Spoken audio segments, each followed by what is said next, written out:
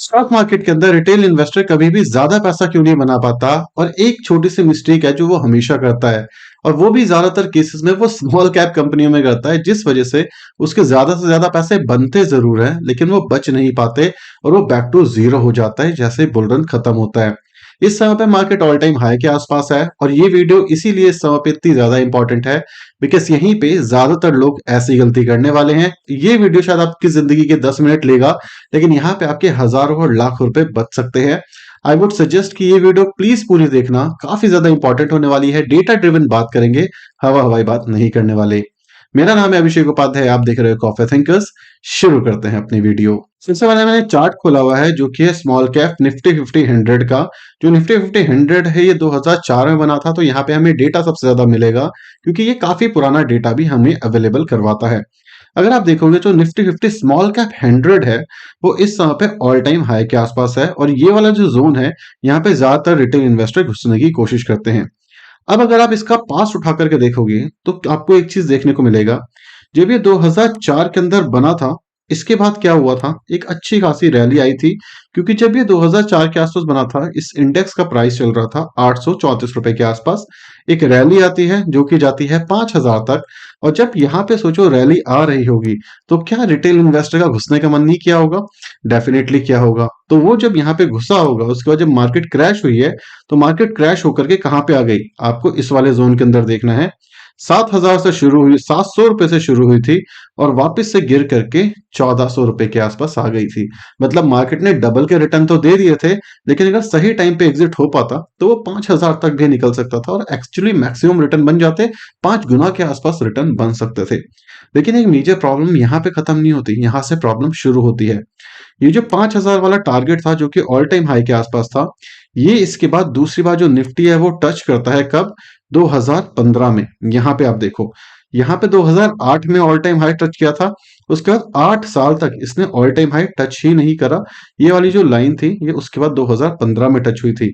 2015 में टच होने के बाद एक अच्छी खासी रैली मिलती है 5000 से 10,000 तक की, मतलब डबल हो जाते हैं हमारा इंडेक्स। उसके बाद वापस से एक मेजर करेक्शन आपको देखने को मिलता है और ये मार्केट वापस कहां तक चली जाती है? वापस आपको जाती मिलती है 5000 तक। मतलब जहां पे आपने खरीदा, वापस से 5 से 7 साल के बाद आप वापस से उसी वाले जोन के अंदर आ गए। तो अगर आप सिर्फ और सिर्फ ऑल टाइम हाई पे मेजर बाइंग करने की कोशिश करोगे तो अगर इस केस के अंदर मार्केट गिर जाती है तो जो आपका पैसा है वो मैक्सिमम लेवल पे नीचे जाएगा और हो सकता है काफी लंबे समय तक रिकवर ना कर पाए। और ये जो 5000 का टाइम है ये इस समय पे टूटा है मार्केट के थ्रू और मार्केट इस समय पे 15,000 पे पहुंच चुकी है। तो सबसे पहली चीज यहाँ पे ये सीखने को मिली है आपको कि भाई ऑल टाइम हाई के आसपास लमसम करने से बचना है। ऑल टाइम हाई के आसपास ज्यादा पैसा इन्वेस्ट करने से बचना है। अगर आप लमसम करते हो ऑल टाइम हाई के आसपास और मार्केट किसी भी रीजन से गिर जाती है, क्योंकि किसी को भी नहीं पता, हो सकता है कहीं पे लड़ाई झगड़े शुरू हो जाए, इन्फ्लेशन रेट एकदम से ज्यादा आ जाए, कोई नया कोलैप्स आ जाए, तो उस केस के अंदर आपका पैसा पूरी तरीके से फंस जाएगा। आप आसानी से एग्जिट नहीं कर पाओगे। अब मैं आपको सेकंड चीज सिखाता हूं। सेम इंडेक्स इस समय पे हम देख रहे हैं और मैं इंडेक्स को थोड़ा सा जूम करने की कोशिश करता हूं। यहाँ पे आपको एक चीज दिखाने की कोशिश करता हूं। जब मार्केट यहां से यहां तक भाग चुकी थी तो मार्केट ने एक बार यहाँ पे करेक्शन दिखाया। मार्केट उसके बाद दोबारा भागी और मार्केट पहुंच गई थी 2900 रुपए के आसपास और 2900 से वापस मार्केट गिरती है कब तक? 2100 रुपए के आसपास। उसके बाद मार्केट दोबारा चढ़ती है और फिर गिर जाती है। तो आपने एक चीज और इस समय पे नोट करी होगी कि जब भी मार्केट काफी तेजी से भाग रही होती है ना, तो आपको हमेशा 10-15% का करेक्शन हर मार्केट में मिलता है। चढ़ती हुई हर एक मार्केट के अंदर आपको 10 से 15% का करेक्शन देखने को मिल जाता है। क्या इस समय पे अगर आप इस मार्केट को देखोगे तो यहाँ पे कोई भी करेक्शन देखने को मिला है? जब से ये 8000 से भागनी शुरू हुई है यहाँ पे कोई भी करेक्शन आया? आप बोलोगे भाई ये वाला करेक्शन है। इसको करेक्शन नहीं, इसको कंसोलिडेशन कहते हैं। तो इसी वजह से इस समय पे मार्केट के अंदर थोड़ा सा सतर्क होना बनता है।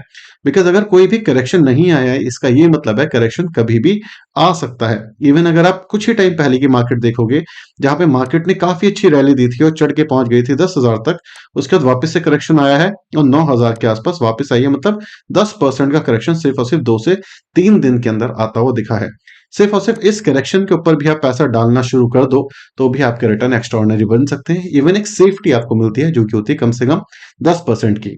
अब एक क्वेश्चन आने वाला है, भाई ये तो आप बात कर रहे हो इंडेक्स फंड की, लेकिन म्यूचुअल फंड तो एक्टिवली मैनेज म्यूचुअल फंड होते हैं, ज्यादातर फंड मैनेजर बैठे होते हैं उसके अंदर, तो वहां पे ये चीजें कैसे काम करती है। मैं आपको एक तगड़ा स्मॉल कैप म्यूचुअल फंड दिखाने की कोशिश करता हूँ, जो कि काफी पुराना है और इस समय पे नंबर 1 रिटर्न्स दे रहा है, वो है निपॉन इंडिया का। उसके थोड़े से चार्ट देखते हैं। आप देख सकते हो मैंने निपॉन इंडिया का यहाँ पे चार्ट खोला हुआ है, ये टिकर टेप से मैंने उठाया था। अगर आप देखोगे मार्केट काफी तेजी से ऊपर जा रही है, कोई दिक्कत नहीं है, मार्केट ने मैक्सिमम काफी अच्छे रिटर्न हमें बना करके दिए हैं।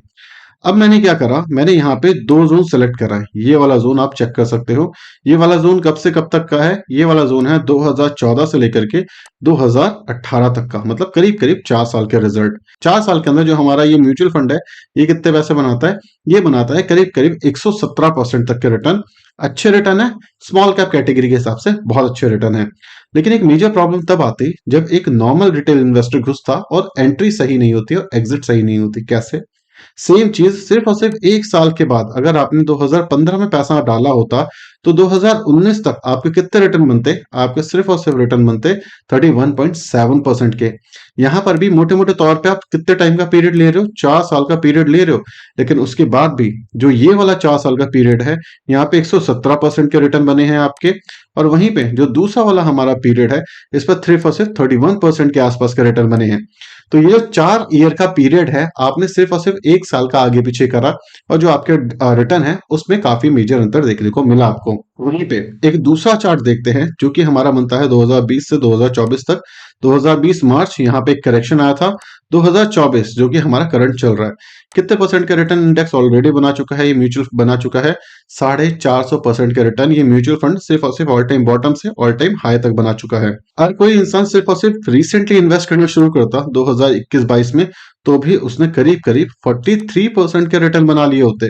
तो ये डिपेंड करता है जो आपकी एंट्री है वो कितनी इंपॉर्टेंट है, और जो आपका एग्जिट है वो कहां पर है। अगर आप सिर्फ और सिर्फ यहाँ पे पैसा डालते इस वाले जोन में, तो आपके 2022 तक कोई भी पैसा नहीं बना, मतलब 3 साल के अंदर जीरो रिटर्न है स्मॉल कैप के। तो जो स्मॉल कैप के रिटर्न आते हैं वो हमेशा बल्क वाले एरिया में आते हैं।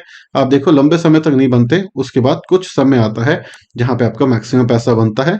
तो इसी वजह से अगर आप सिर्फ और सिर्फ लोअर साइड में डालोगे, तो आपके पैसे बनने के चांसेस दोबारा से बढ़ जाते हैं। यहाँ पे एक चीज और हुई है, अगर आप देखोगे यहां से यहां तक जो रिटर्न बने हैं, वो कितने दिन में चले गए। वो अगर आप 5 से 7 साल होल्ड करते हैं एक म्यूचुअल फंड, तो आपके जो रिटर्न बने थे वो पूरे के पूरे जीरो हो जाते। क्यों? क्योंकि मार्केट यहाँ पे करेक्ट हो गई थी। और ये 2020 वाला जोन ये है, ये वाला जोन 2019 का है। तो आपको एक चीज समझ आ गई होगी कि एंट्री कितनी ज्यादा इंपॉर्टेंट है, और प्रॉफिट बुकिंग स्मॉल कैप के अंदर कितनी ज्यादा इंपॉर्टेंट है। वहीं पे अगर मैं थोड़ी सी और आगे लेकर के चलूं, तो हम यहाँ पे करीब करीब खरीदते और सिर्फ इतना ही टाइम है, इसके अंदर 90% के आपके रिटर्न बन चुके होते। तो अगर आप देखोगे जब भी हम बात करते हैं लमसम की, कि भाई मार्केट के अंदर अपॉर्चुनिटी कब आएगी, अपॉर्चुनिटी कब आएगी, मार्केट आप देखो ऑल टाइम हाई के आसपास गया, फिर गिरा, फिर चढ़ा, फिर गिरा। अब ये वाला एरिया है जहां पे पैसा हमें डालने की कोशिश करनी है। अब एक और क्वेश्चन आएगा, भाई मार्केट को तो कोई टाइम नहीं कर सकता। डेफिनेटली मार्केट को कोई टाइम नहीं कर सकता, लेकिन मैं कहता हूं आप ऑलमोस्ट बॉटम पे मत खरीदो, लेकिन 10-15% का डिस्काउंट तो आपको मार्केट में कभी भी दिख सकता है। उसके लिए थोड़ा सा अपॉर्चुनिटी फंड बना करके रखना चाहिए।